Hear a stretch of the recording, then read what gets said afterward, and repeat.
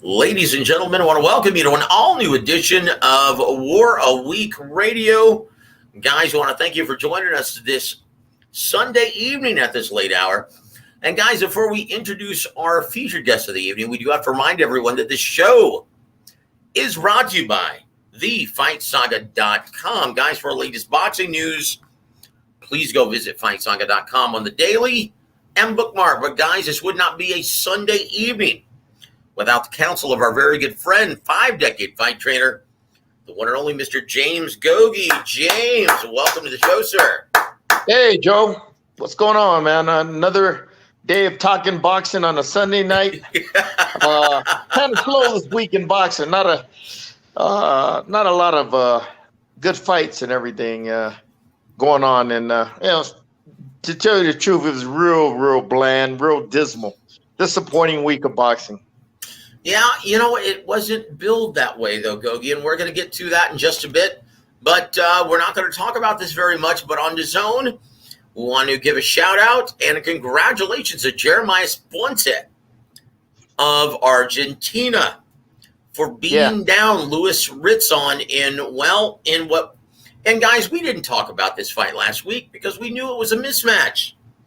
I don't know what Eddie Hearn is doing over there. But, he likes seeing his guys getting beat up by, Hispanic fighters. And we saw more of the same on DAZN. Luis Ritzon, his hopes of fighting for the IBF junior welterweight title were completely dashed, getting bludgeoned by Jermall Charlo from Argentina. Congratulations to him. Gogue, what's going on with that, man? And Eddie Hearn, why is he sticking his guys in tough with tough pieces of meat from Mexico and South America? Hey, look, man, they just can't fight. It's plain and simple, okay? Over there, they can handle them safety first fighters over there. The guy, a lot of them European fighters, they're safety first. They like to stay at distance and range, and boxing and everything. I'm not saying all of them, but a lot of them. But when it comes to, getting down and nasty in the trenches or, where you got to fight or medium range, that's what these Latin fighters specialize in. The Mexican fighters, the fighters in Argentina are very tough. They got a history of having that warrior mentality. So then you go to, when you go fight them in England, they never fight. They never fight guys with that high degree of resilience and mental intestinal fortitude in them to battle back, no matter how tough the fight gets. To forge ahead, bite down, that mental toughness. You know what I mean? That fighting spirit. Yeah, man. And England, man. Like I said, they better learn how to fight, or the only place they're going to be good is over there in Europe. You know what I mean? Different ball game. Like there's this one bantamweight. I forgot his name, man.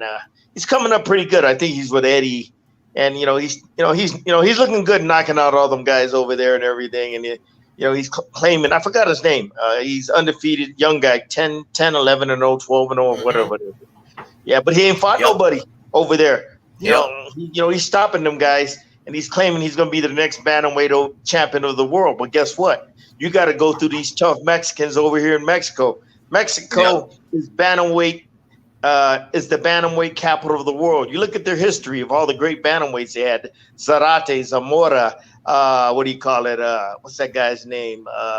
Kid Mesa. Man, there's so many of them, man. I can't even recall. Just tough, hungry. Iron chin, hard punching. Bantamweights, man, you know what I mean? He hasn't even experienced yet. He's fighting all those stiffs over there in England. But let me tell you, when he comes over to this neck of the woods, he's gonna be tested by these guys. It ain't gonna be no walk in the park, where you hit them and they're just gonna lay down. These fighters over here in Mexico, the history, the Aztec, that Aztec warrior mentality, especially with the bantamweight division. Yeah, we'll see how. I forgot his name. As Lee Beard. One of them guys. He's one of them guys that young kid trains, Ben Davison, I think. Yeah. Well, he looks great fighting them guys over there in England. But Mexico is the bantamweight capital of the world. He's got to go through them guys first before he even thinks about becoming world champion. Well, I tell you what, Eddie Hearn is learning a very hard lesson that it's a, very different sport on the other side of the pond. But I tell you what, credit to him for putting forth a good product. Credit to him for sticking his guys in tough, but I think it may be a little too tough at this stage of their careers. But guys, trial by fire, it's the best way to learn in boxing. I tell you what, let's move forward and let's give a shout out to our good friends, Undisputed 1808. Thank you for joining us, brother. And also, Black and Brown Boxing.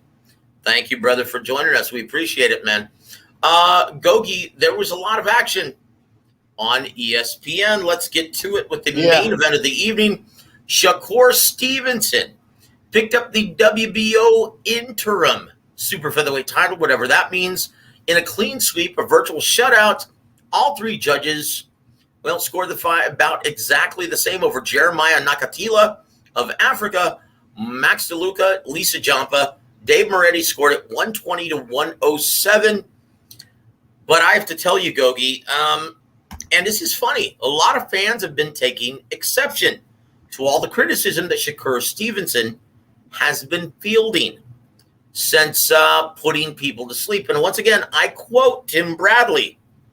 He says, I don't know about you, but I almost fell asleep watching that performance. Gogue, what were your thoughts on Shakur Stevenson's interim title-winning effort? Joe, do you see my eyes? You're making me fall asleep. You're making me fall asleep mentioning that motherfucker's name. All right? As soon as you mentioned your name, I started, that natural reaction in me was, to go, to nighty night, okay? Oh, that's boy. That's what basically I did last night. When I seen him fight, my eyes went just like this. And when you mentioned his name, it was that natural reflex to go to sleep. That was just a miserable, dreadful performance by a guy they're building up as next superstar in boxing, comparing him to Floyd Mayweather. Give me a break. He couldn't carry Floyd's jockstrap. Come on, man. Floyd had bigger balls than this guy. See, yesterday night showed me this kid is a one-dimensional fighter, a one-range fighter. He only fights at range and distance, Joe, because he likes to counter punch and box and move and all that nice, all that sweet, pretty stuff. You know what I mean? But when he had he can't change his style, his tactics in the ring, because he ain't got no skill sets. Like, he fighting a tall, rangy guy like that guy last night who couldn't fight. He was average. You gotta walk him down. Mm-hmm. You gotta close that distance intelligently. It starts with good footwork and a jab. Intelligent pressure, like I've been saying to all the fans out there, it starts with good footwork, closing that distance, and putting that jab in the guy's face, along with moving the head and blocking the punches, so you don't get hit with incoming. When you're getting in the kill zone of your opponent. But he didn't want to take no chances. He don't have the skill sets, Joe, and it starts with the mentality. He don't have the mentality that what do you call it? That predator attitude to wanting to come forward and attack. He just wants to be cute and play it on the outside. And that showed me last night. He's a limited fucking fighter. Okay? He's a limited fighter. He can't adjust his styles. He can't adjust his style to fight a different style to be more effective in a fight, which yesterday would be closing, pressing the action, closing the distance intelligently behind a good jab. He had none of that. All he did was want to, pick you apart from outside, pot shot you, wait for you to open up so he could counter back. The fight was shown here in Mexico. It's on the Space Channel. Oh my God! I bet you by the fourth round, everybody turned the channel. Mexican fans don't want to watch that shit. They want to see a fight, not two guys playing, playing fencing. You know what I mean? So, man, no, Joe. If I'm a fan, and they announce that he's fighting at so and so's place, you think I want to pay my hard-earned money to buy a ticket to watch that motherfucker fight? Fuck no. You think I want to tune into him where I can watch it for free? Hell no. Hell no, man. Shit. Next time he fights, if I don't think it's gonna be a good fight, I'm not even gonna watch the son of a bitch because I know how he's gonna fight. He's going, unless he gets better and adds more dimensions to his game. That's what I want to see. If he can add more dimensions to his game, then he starts becoming a more complete fighter. Yeah, I mean, when you think of Floyd Mayweather, Gogue, at 30 and 35, you look at the level of competition, that's one thing. But you look at how Floyd dismantled that competition. And you've known Floyd for years. You were part of that. You were one of the trainers on the 1996 Olympic team. No, I wasn't a trainer. One of the guys I managed. One of the guys I managed as a pro was the captain of the Olympic team, the heavyweight Lawrence Claybay, and Floyd was on the Olympic team, but I wasn't a trainer. No. I was one of my guys that were on the Olympic team when I managed as a pro was on there and everything. Well, my point is, you've known Floyd ever since he was a kid. Oh yeah, and I don't think Floyd gets enough credit for being as tough as he was. Can you actually expound on Floyd being a dog in the gym? He's tough. He's more mentally tougher than he is talented. I always tell everybody that I meet. Don't underestimate Floyd Mayweather's toughness. Okay, his dad, like I said, his dad raised him from a little pup when he was crawling, teaching him how to box.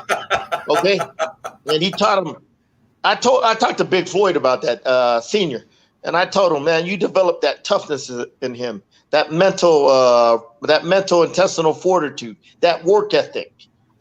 Besides all the skills and all that shit and the boxing IQ, you developed his work ethic, his toughness. He goes, yep. He knows it. He knows I see it. You know what I mean? That's why me and Big Floyd. I haven't seen him in a while, but that's why we get along great because he respects me for acknowledging his accomplishments. Floyd, the fighter, didn't just come into this world knowing how to fight like he did. He had to have somebody teach him what to do, teach him how to fight, teach him the work ethic, the discipline, the toughness. Yeah.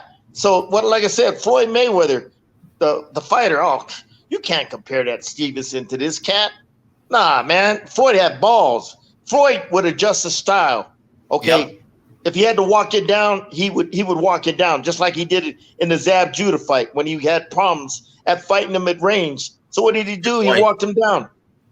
This kid doesn't have that skill set yet. He doesn't have that mentality. He's not a predator, Joe. He's not a shark in an ocean wanting to kill his prey. All right. He plays too cute in there. You know what I mean? Like he wants to sell Girl Scout cookies in the ring. Okay. Well, and a lot of fans who are very high on Devin Haney as well as Shakur Stevenson, they think critics are being a bit unfair. But look, when you're being touted as the next Floyd Mayweather Jr. and the next big star of boxing, okay, you're going to get it. You're going to get criticism from all angles. You better be able to deal with it. Gogue. So this creates a lot of problems for Top Rank in trying to create a lot of buzz and a lot of awareness for potential fights with Oscar Valdez as well as Jermall Herring. And it looks like it's going to be Jermall Herring.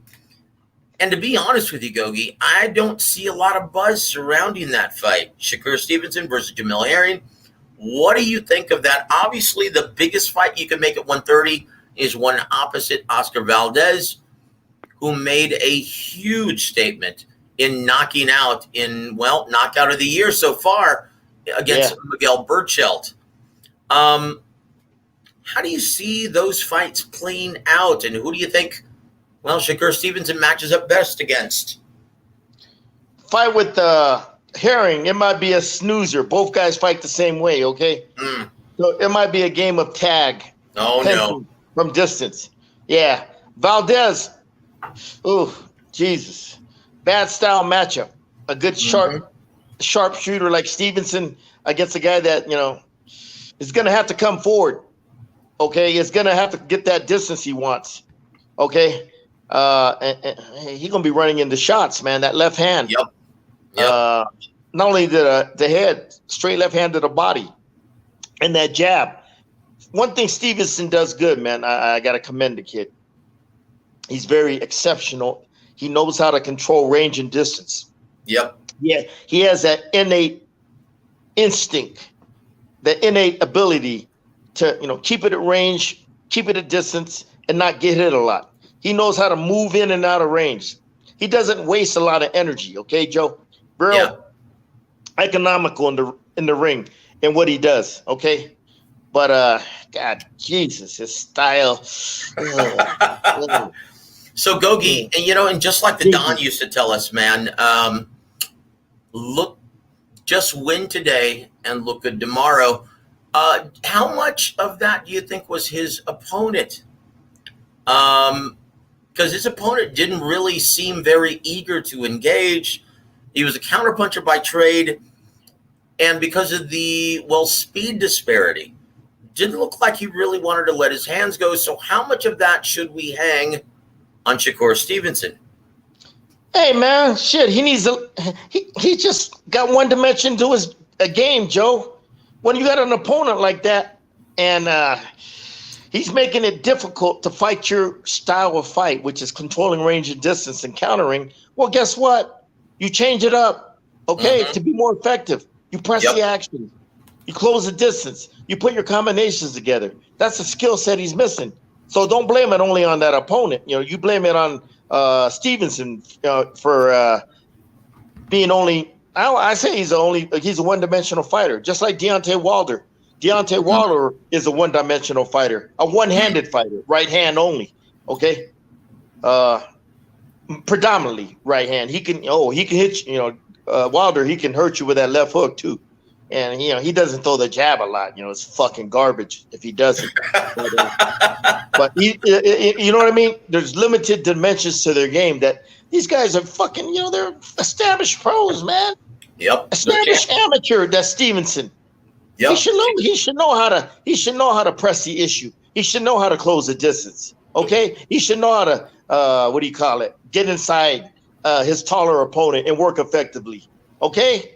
Man, come on, man. But like I said, if you're not taught in the gym, you're not going to do it in the fight. That's my philosophy. Indeed. And unfortunately for him, the fight game is not run like any other, major professional sport. It's run more like the music and the motion picture industry, in which your entertainment value determines your market value, right? So if you don't create a lot of buzz and create, and aren't very entertaining in the ring, well, you're going to have a hard time actually asking for big, big dollars. And that's a problem for Top Rank now. So, we'll see what happens moving forward. But congratulations to Shakur Stevenson getting the clean sweep over Jeremiah Nakathila, picking up the WBO interim super featherweight title. And we look forward to seeing him take on Jermall Herring a little bit later on this year in the co-main event. Gogue, Jose Pedraza handed Julian Rodriguez his first professional loss, stopping him between rounds 7 and 8. Gogue, what were your thoughts when Julian Rodriguez said no mas? Man, you know what? I started watching the fight like the middle of the first round. And I started saying to myself, by the second round, I said, man, this guy, Pedraza, looks too experienced. Okay? Looks too seasoned for this guy. Yep. The other guy, he looked green. Yep. And I thought as the fight went on, you'll see the separation because of this. Pedraza, because he had a more vast professional resume. Them losses made him a better fighter. Okay, you can see he's a lot better fighter than when he started off earlier in his career. Joe, to me, that's a guy who didn't get discouraged by his losses. That's a guy that is true to his profession, meaning he's dedicated to his craft. Even those losses or those wins he had, coming up, he always stayed in the gym, always got better, always perfected his style, always added dimensions to his game. Okay, to me, that's what I see. I seen the guy fight a lot of times, and I see every time I see him, I see him adding more weapons to his arsenal. And in them losses, like I said, A loss can either crush you or make you better. Nowadays, these motherfuckers, these young little bitches, when they lose, they disappear. You know what I mean? I don't want to mention no names, but instead of getting back in the gym and grinding to get better, they cry like a little bitch, and they disappear for a while. Not this Pedraza, not him. You can see them losses he took. He got back in the gym. He made himself a better fighter. He believed he could be better. And you know what I mean? He, like I said, he stayed true to his craft. I don't know the guy, never met him, but I'm just got that feeling, you know what I mean? Like the old time fighters, when they lose in the past, big deal. They didn't let it affect them. They got back in the gym, they got better. You know what I mean? Guys like Jose Luis Ramirez, you know what I mean? A guy with a vast professional resume. He got better. You know what I mean? As every fight, every loss, every win, he got better and better and better. And that's what Pedraza. I got that good feeling. He's got that old school mentality of not taking losses personally, getting back in the gym and improving. Indeed. Well, let's take a look at now. Well, news from Top Rank. Another 140-pound fighter, Elvis Rodriguez. Top Rank just released. What are your thoughts on this after one loss? Top Rank basically making the decision that, he couldn't cut it. Your thoughts on them releasing Elvis Rodriguez? The NFL, if you don't produce, you're gone. Not for long. Jerry Glanville, the coach of the Falcons, used to say that. The NFL means not for long. If you don't produce, bye-bye. Top Rank runs their business like a business should be run, okay? If they don't feel a fighter is getting better every fight, why the fuck should they invest thousands of dollars in the kid, okay? Look at all the money it took to build him up to where he was. Look at all the money they had. They had not only had to pay him, but his opponents. Oh my God, nobody wanted to fight that son of a bitch. So what do? You got to pay your opponent more than his opponents more than you pay the other opponents. It's expensive, man. So they're figuring, hey, man, you know what I mean? What's the upside potential of the kid? They didn't think it was worth the investment to keep him in the stable. I think they learned that from Felix Verdejo. You know what I mean? Yeah. That they're getting this attitude like if these motherfuckers, soon as they lose, and if they don't think there's no upside, they're gonna release them. You know what I mean? Because why? Like Senior Trampler said today on Twitter. You know what I mean? It's only business, nothing personal. We hope the kid the best, but we gotta keep on looking out to signing more. We're a professional promotional company, and we're always looking to sign new talent. Okay, it's just like that. No different from the NFL. You look at the NFL, Joe. Most of the teams out there, what do you call it? Let me try to get this camera more centered. Most of the teams out there, they always change your roster every damn week. The guys that ain't performing. That's true. Bye-bye. Just like the Major League Baseball. Like Major League Baseball. You're not performing. They send your ass back to the minor leagues. Okay? And that's what keeps their roster strong. NFL, NBA, Major League Baseball. That's the same thing with Top Rank. They got to keep their roster strong. If they feel a fighter ain't performing, hell, they get rid of them and bring somebody else because they think that's just going to perform. Because don't forget, every fighter they bring in, Joe, it's an investment. That is true. Yep. Why waste money? Yeah, that's true. It just seems very odd because up until his loss against Kenneth Sims, they were touting him as, the next big star of boxing, at least one of them. I think it's because of how he lost to Kenneth Sims Jr. He looked completely befuddled from mid to long range. And as soon as he, caught some resistance and wasn't able to knock this guy out early, he looked like a deer in the headlights. Gogue, your final thoughts on this before we move forward? You got to learn how to fight. That's all. I mean, he's getting them quick knockouts, looking spectacular. But I will say, when a guy gives you some good professional resistance, we'll find out if you can fight. And that night, we find out you don't know how to fight. Yeah, well, I tell you what, let's look at now. Congratulations to Stevenson, Pedraza. couple of other fighters. Congratulations to Xander Zayas for improving his record to 9-0. He looked great.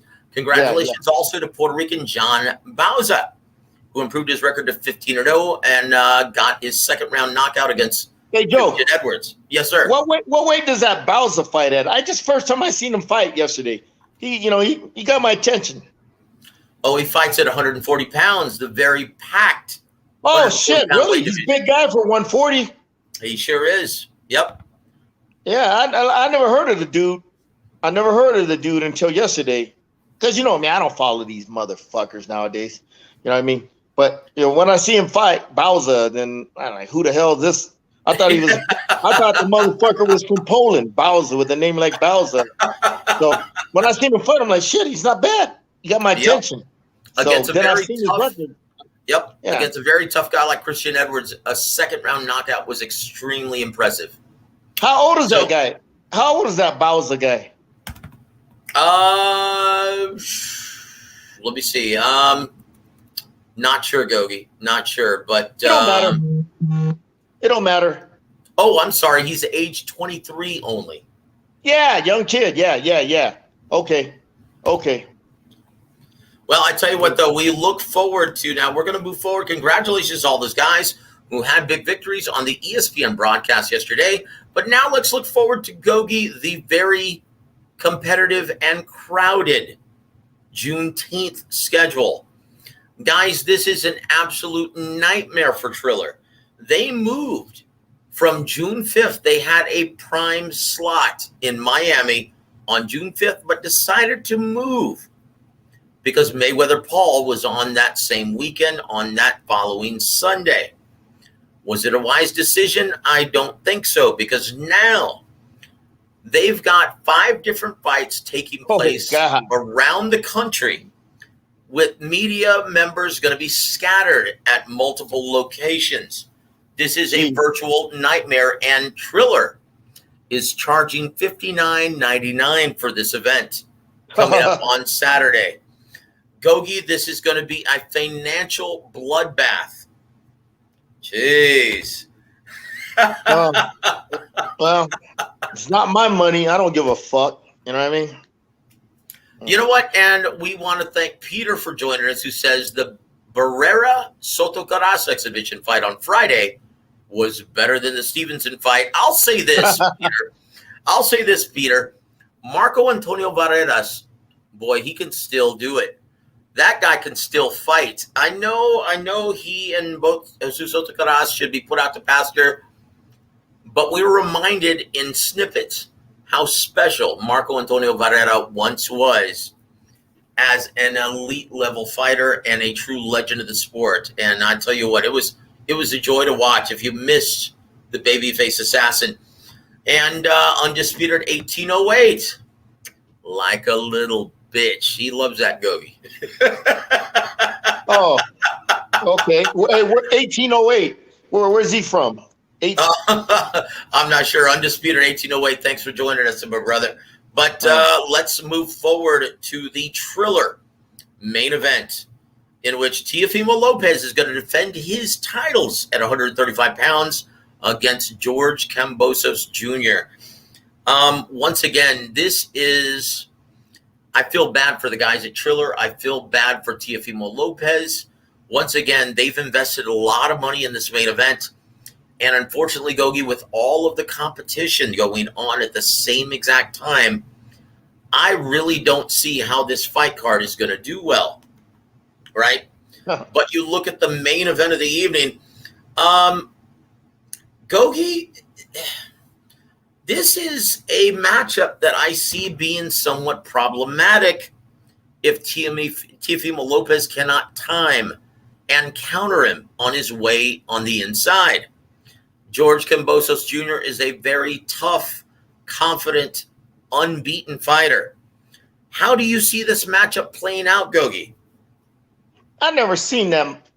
What's his name? Kamboso, whatever that motherfucker. I've never seen him fight. George Kambosos Jr. from Australia. He's going to get his ass whooped. That's what's going to happen. Lopez he's an elite level talent. Very quick, sharp counter puncher with power. Okay. Now, someone told me this guy's tough and likes to mix it up. Well, guess what? he's gonna get a tough ass whooping if he starts trying to out muscle, out rough Teofimo, because he's gonna get caught with them sharp counters coming in, man.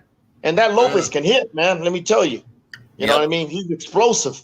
He'll get your attention real quick, like he did Lomachenko. So or Richard Comey.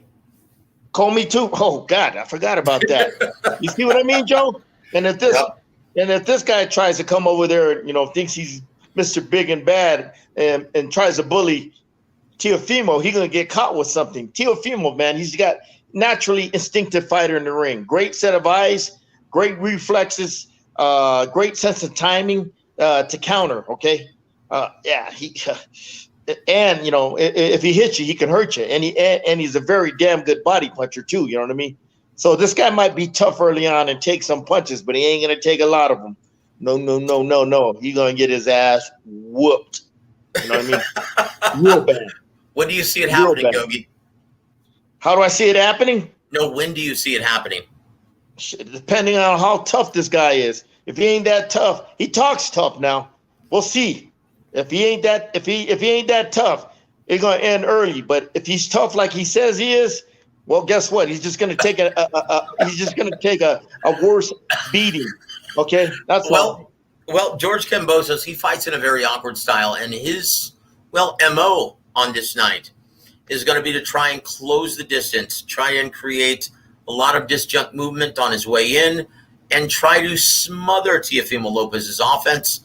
He's going to try and make it look like Ricky Hatton versus Kostya Tszyu. Okay. What are the chances of that actually happening when you're facing a guy blessed with the reflexes of Teofimo Lopez? When he gets hit by them counters coming in, let's see if he could take those shots. If he could take those shots in, then he could apply his game plan. It's all about, Joe, if he can handle them quick, sharp counters, okay, if he don't get hurt by him. If he don't get hurt by him, then he can apply his game plan and then what is it, smother him and try to outwork him on the inside with volumes of punches and everything, okay? I never seen a dude fight, so, and but from people what I seen Teofimo fight, okay, and let me tell you, you try to bum rush him and this and that. Once he starts hitting you with them sharp counters, he gonna hurt him. You know what I mean? So it's all about how tough this guy is. All right. Yeah. You know what I mean? Well, I'll say this, Gogue. I really like his confidence level. He's got the mentality of an undefeated fighter, and he seems to be in great shape. He's got a lot of experience being a sparring partner for Manny Pacquiao. So he's got experience, at least in the gym, working with elite level fighters. So we'll see how that transcends in the professional ring with no headgear and with 8-ounce gloves. We'll find out this Saturday. Gogue, though, is it worth $59.99 in your mind? Shit, man, motherfucker stream. And if I could get a stream over here to show it, I'm gonna watch it for free. I ain't paying for that shit. Fuck no. I tell you what, Undisputed 1808, he says, I will gladly be purchasing Lopez versus Kambosos, #1, the takeover. You know what? Undisputed, thank you, brother. And we encourage everyone to support this event because let me tell you, if this is a financial bath, this very well could affect Triller's commitment to real fights and real fight cards, right? That's their problem, Joe. That's not mine. That's their problem. I don't care. Yeah, it is. But I tell you what, everyone on War Week Radio, though, we encourage everyone to purchase this event. This is going to be important, like I said, because De La Hoya is really promoting this event as well, even though this isn't his fighter, because the Triller platform is going to be hosting a lot of dates for the Golden Boy roster from this point forward. So let's hope it does well. Peter is all in for Team Lopez as well. Yeah. I'll tell you what, it's going to be interesting. Well, one thing I don't like, though, and okay, I give them a lot of credit for trying to invest in a lot of fighters who currently don't have a home. Charles Conwell is going to be in the co-main event. Also, Andy Ventus, Michael Hunter, Willie Monroe Jr., Chinese heavyweight Zhili Zhang is going to also be on the card. It's a full fight card of real fighters this time. Unfortunately, though, they've invested a lot of money in a lot of fighters who aren't big draws, don't have a huge fan base, and are currently without a home for a reason. Gogue, I'm hoping this pays off. I'm going to be purchasing it. I hope everyone does. Let's hope it pays off for Triller. But I tell you what, let's look at the next big fight card on Juneteenth. And that's going to be in, on ESPN, Gogue. It's going to be the return of Naoya Inoue versus Michael Dasmarinas in your 12-round main event for Inoue's IBF and WBA bantamweight titles. Gogue, this isn't a mandatory. I don't know where they found this guy. Michael Dasmarinas is from the Philippines. He's never fought out of there. This is going to be his first fight in the U.S. In my opinion, Gogue, this guy's being served up for fodder.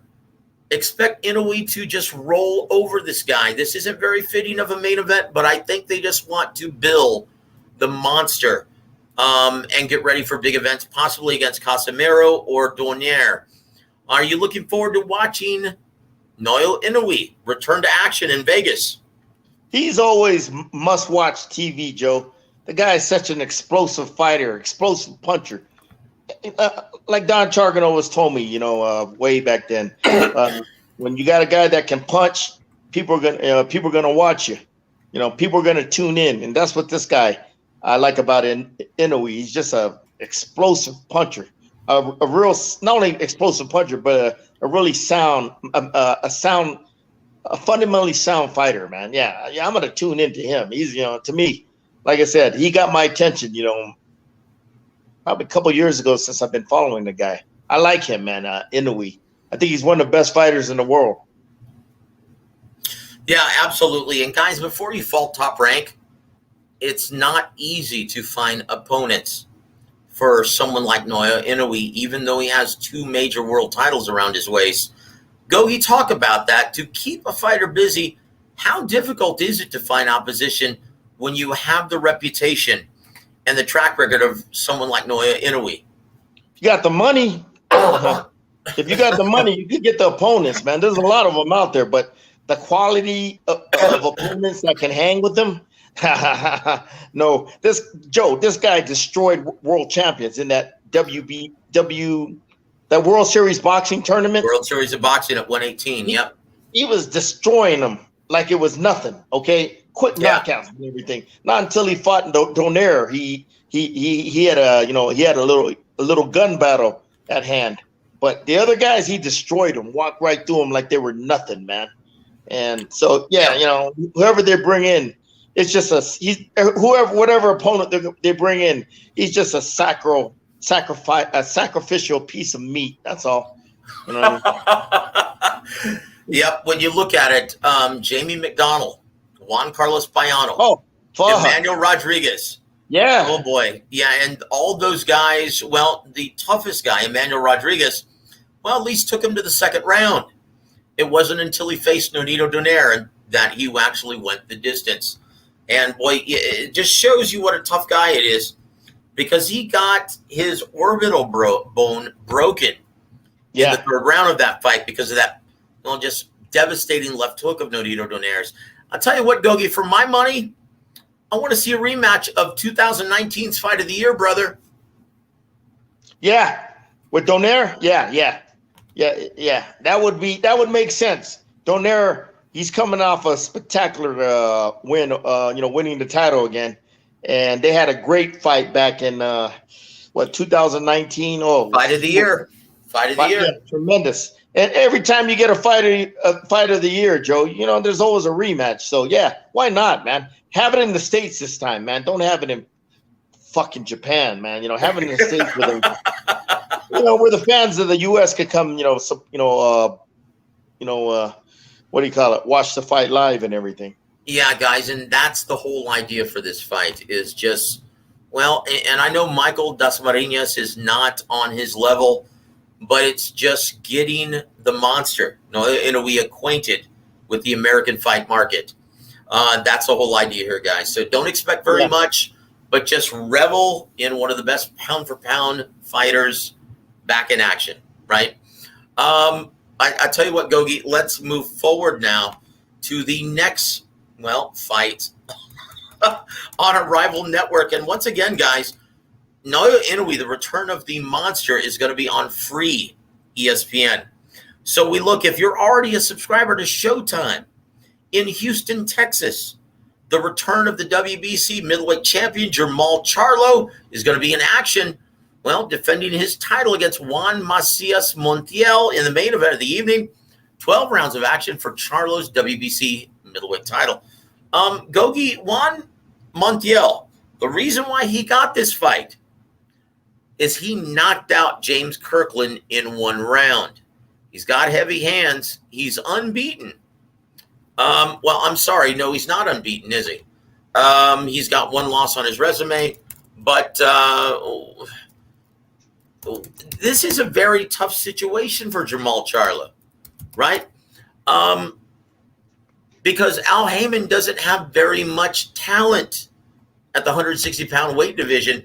Where do you go if you're Jermall Charlo? If you don't want to move up, who are you going to fight? Your thoughts on the future of Jermall Charlo at middleweight? Yeah, you got to go where the big fights are, man. Charlo is at the point of his career, man.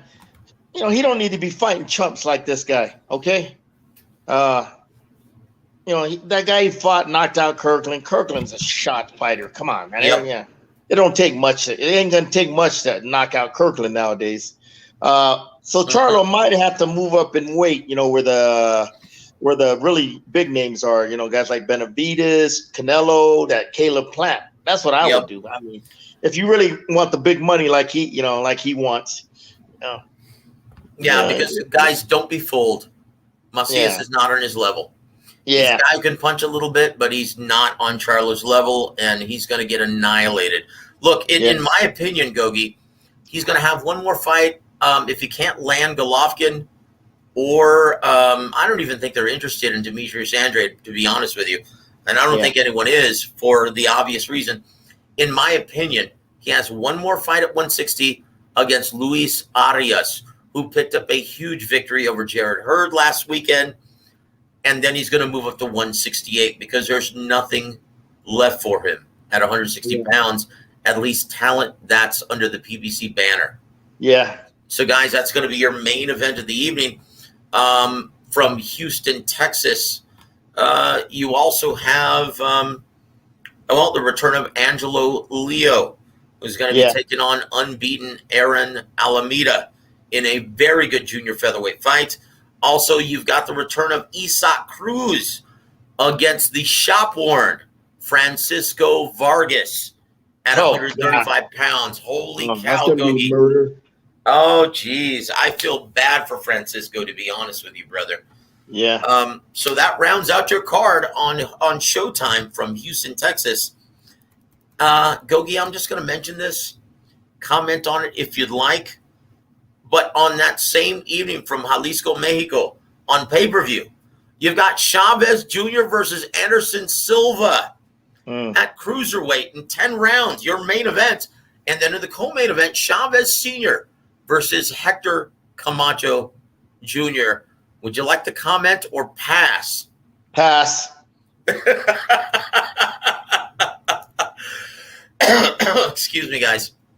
Okay, well, the next fight, that's, once again, if you've already a subscriber for DAZN, it's not going to cost you a dime, and it's going to be competing with Teofimo Lopez versus George Kambosos from El Paso, Texas. The return of your favorite defensive fighter, Gogue, Jaime Munguia versus Kamil Szeremeta from Poland. Obviously, they've they've been having a really hard time pairing Jaime Munguia strategically with anyone. Yeah. They had him paired up with Malecki, and that fight fell through. Now they have Kamil Szeremeta.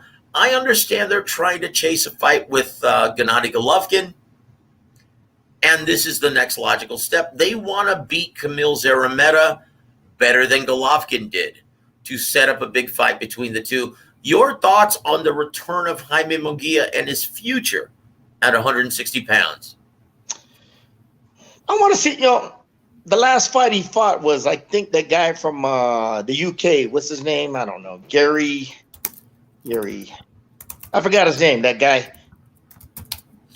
No. It was an excellent fight in which, he showed a lot of improvement. Oh, it was Toriano Johnson. Oh, Toriano Johnson he fought. Oh, yeah, He's a good fighter. Yeah. It was good. It was a good fight and everything, but you can still see he's still, what do you call it? Hittable. I want to see his skills if they're still evolving. Okay, using good fundamentals, footwork, working out the jab, working his feints. Okay, I want to see if his range and distance game has evolved, Joe. Like I said, and it starts with footwork, balance. That's where your balance is. Then you gotta, work, knowing intelligently how to use your jab, work the feints, then the combinations behind them. Okay, behind it and everything. I don't want to see the old Munguia just going forward, throwing punches, getting punched back, no defense, no game plan, just trying to slug it out with you and everything. I want to see the more composed and poised Munguia, the guy that fought that Spike O'Sullivan and everything. Okay, Coach, before you murder his name once again, it's Jaime Munguia. Munguia. Yeah, I'm not good with the name. Munguia. Yeah, I want to see him. I want to see if his skills have evolved. Now he's been training with Eric Morales and everything and all that. Yeah, but like I said, I just want to see if the evolution is still continuing, or did he stay the same and not improve? Okay, that's basically this guy he's fighting ain't shit. Okay, this guy he's fighting, he shouldn't have a problem with him. He's an opponent. Okay, that's all. And you know what opponents are? They're brought in to get their ass whooped. So this guy, I want to see Munguia, his evolution. Has he gotten better? We'll see. Has his skills evolved? We'll see this Saturday night, and that rounds out a very full Juneteenth schedule. Gosh, and once again, undisputed states, Lopez on the TV and Inoue on the laptop next Saturday. We commend you for your choice, brother. Please support this Triller event. We can't stress how important this is for Joe, the what do you get? What are you getting? A percentage of this shit? Guys. No. Look, everyone at Fight Saga as well as War Week Radio, we are all about what's best for the health of the sport. And if Triller is big dollars. To me, Joe, this is a jungle. Boxing business is a jungle where you're in the ring or in the business. Yep. Okay. You do what you got to do to survive. I ain't got no fucking. You know what I mean? If they make it, great. That's great. But if they don't make it, guess what, Joe? There'll be somebody else that will come into business that'll try to do something revolutionary. I've seen that shit the last 30-some years. Okay, they make it great. If they don't, it ain't gonna be no sweat off my eyebrows. Okay. Well, Gogue, I can tell you that Teofimo Lopez sees the writing on the wall for Triller, right? Yeah. And so Undisputed, once again, he states, Top Rank and Team Lopez just kissed and made up. They repaired and, renegotiated the contract through 2023. Lopez knocks out Kambosos. It sets him up for a big money fight with Haney or the rematch from Lomachenko. Right now, Devin Haney, after this fight, he's a man without a home. That was his last fight under contract with Matchroom Sports. Do you see Haney possibly signing with Top Rank and putting together that, juicy fight? Shit. When I see it, I'll believe it. Shit. That's all they do is talk nowadays, man. I don't even get into them arguments and all that shit. You know what I mean? Let's see if they got any balls to make the fight happen, all right? Well, Gogue, for your money, what would you rather see? A rematch with Lomachenko? No, Or I want an to see Haney. undisputed with Haney? I want to see Haney. Everybody's talking about he's the next star. Well, prove it. The real champion is Lopez. He's got the belt. He beat the champion. Okay? I don't know how to – well, I know how he got his belt. But anyway, like I said, the real champion is Lopez. And this guy, they're claiming he's a champion. Well, hey, prove it in the ring. Talk is cheap. Like Marvin Hagler used to say, sign the contract. You know what I mean? I love it. I love it, Gogue. Let me ask you this. After Haney's, tough outing against Linares, how he ended the fight, if you're Bill Haney, would you stick him in the ring immediately with Teofimo Lopez? Joe, come on, man. You can't be babying your son all the time, man. This is the boxing business. It's not a fucking daycare center. This is where your legacy is built. This is where your bones are made, all right? Or your bones are made, okay? Come on, man. I don't need to be asked, that's, questions, everybody's, asking questions like that. They don't need to be asked. The only question to be asked is, when is the fucking fight going to be made? Sign the contracts, okay? Hallelujah, brother. This is a boxing business. This is not no daycare center, all right? Yep. Credit to you, Coach. You've seen it all, brother. And it's funny. I'm going to go to, because we're at the end of the program, I'm going to go to, Bob Arum's comments, because we've just seen a couple things. We've just seen, the Four Kings documentary on Showtime, which is outstanding, guys. I recommend it to everyone. And someone asked Bob Arum on Friday about today's lightweights being compared to the Four Kings of the 80s. Yeah. He said this: I don't want to hear anyone mention them in the same breath as those four greats. These guys might one day be great, but right now, I look at them as wannabes. Anyone who says any are greats now don't understand the history of boxing. End quote. Your thoughts on anyone who makes comparisons to the four greats? Shit. They're full of shit. They didn't live in that era I lived in. Joe, I got into business back then in the 80s when this shit, you know what I mean? And I seen it firsthand. Yep. Fighters fought each other, okay? The best fought each other, okay? Now they just talk a lot. Get on social media and, you know what I mean? Challenge each other, but never sign the contracts. Back then, I experienced it. I know what real boxing is.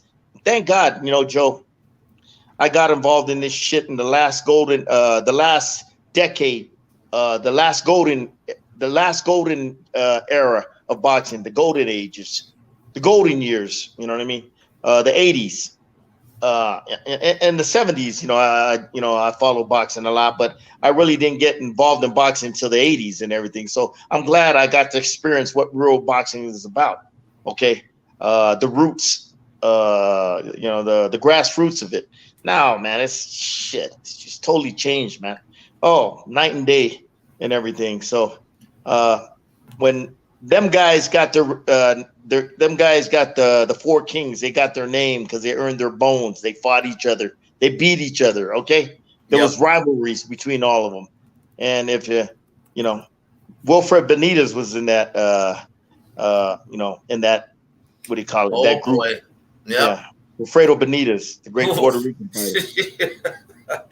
Yeah, that guy could crack, man. He was not so much a good puncher. He was a great defensive master. Yep. Yeah, he was a great defensive master, boy. Yeah, that's what he was known for, was his defensive skills. Very hard, elusive target to hit. Natural, God-given reflexes. You know what I mean? They call him El Radar because he had radar between his eyes. You could see those punches and just slip them subtly, smooth, like mantequilla, butter. Okay, yeah. So, indeed. Well, I tell you what, Gogue, it's going to be really interesting to see how this weekend plays out. One final thing. I do want to get your thoughts on this. Gervonta Davis versus Mario Barrios. They just named the price tag. They just announced a price tag this past week on Showtime pay-per-view in 2 weeks. It's going to be for $70 on Showtime pay-per-view. Gogue, are you going to purchase or pass? I'll watch it somewhere, trust me, but I ain't going to pay for it. Oh, boy. No, sir. Gogue, Gervonta Davis, is he too small for 140? Does he stay there? Where do you see him ending up? We'll see. A lot of people think he's too small. I don't think so. I think, gaining, moving up in weight, he ain't got to suffer. He ain't got to kill himself to make weight. So he's going to be naturally stronger and everything. Okay. But he's fighting a tall, rangy opponent. Okay. Barrios. But honestly, Joe, I don't think much of that Barrios guy. He ain't no fucking champion. The real champion is Josh Taylor. Okay. I respect Josh Taylor. He's a real world champion, not this guy. You know what I mean? So, Tank, he's going to get close to him like he did Leo Santa Cruz. And that's what he's got to do. Get his distance right. Then, land them big bombs he likes to throw. Now, this Barrios is a naturally bigger guy, so he should be able to take those punches better. And, Barrios, he's well-conditioned. Virgil Hunter's training him. So, he's going to try to, use his game plan. Keep it at range and distance. Keep where it's safe. You know what I mean? Don't let Tank get into the range. Don't let Tank get into that short space, the phone booth where he's gonna want to be. Okay. Because if Tank gets into that phone booth, it's gonna be very tough to keep this Tank off him and everything. But if he could keep him at range and distance, he'll have a better chance of winning and everything. Well, I tell you what, let's just hope for Mario Barrios' sake that he made improvements after the Akhmadov fight. Another southpaw who is smaller, he found a home for that right hook, straight left hand against Mario Barrios. And he allows that same pressure against a much harder puncher like Tank Davis, I don't see it going past round 7 or 8. But that's just me. Gogue, last but not least, it looks like Bob Arum signed a deal with Sky Sports for the next 4 years. Yeah. Does that mean we could see Terence Crawford in October versus Josh Taylor in the UK? What say you, brother? The money's there. Crawford is going, boy. You know what I mean? It's a much bigger fight in the UK, brother. Well, if the money's right, Crawford's all about getting paid, man. He's at this career, he's at the point of his career. I want the big money fights. I don't want to fight these tune-ups no more.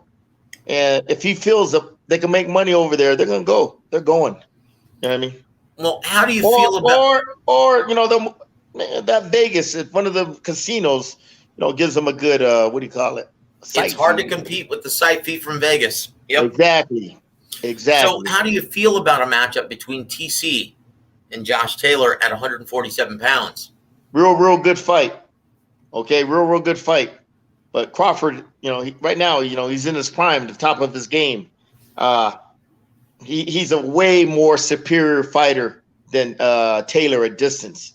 Okay, he's faster, smarter, sharper, ambidextrous too. So is Taylor, but not like he's a very well-skilled ambidextrous fighter, but not like Crawford. Crawford's the best. He's the best switch hitter in boxing, the best switch hitter I've seen. Oh my God. Since Ivan Hagler. Probably since Hagler, yeah. Probably since Hagler and everything. So I think Crawford's on a different level, baby. Yeah, different level.